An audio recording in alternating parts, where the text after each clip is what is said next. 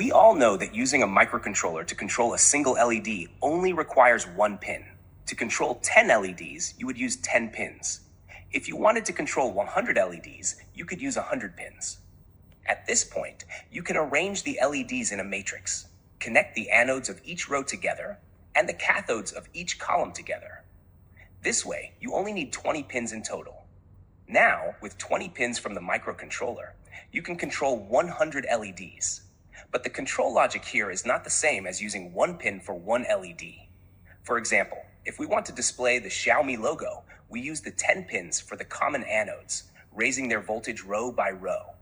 When the first row is pulled high, we also pull all 10 cathode pins high, so none of the LEDs in the first row light up. The second row works the same way. When the third row is pulled high, we pull the cathode pins of columns 2 to 6 and column 8 low, while keeping the others high. This way, the head of the logo is displayed.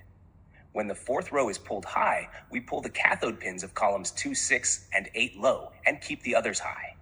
This way, the neck of the logo appears, and so on until the entire logo is displayed row by row.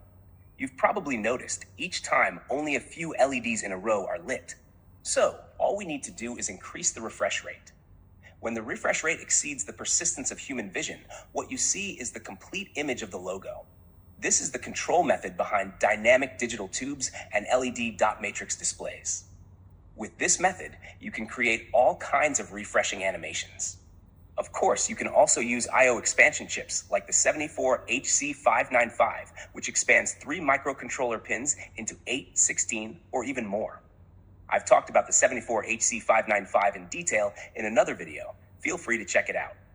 Professional tasks are best handled by professional chips. For matrix LEDs, the most suitable choice is the MAX7219E.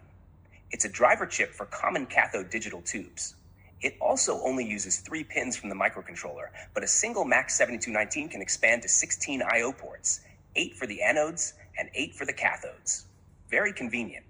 So, what's your most commonly used control method? Share in the comments below.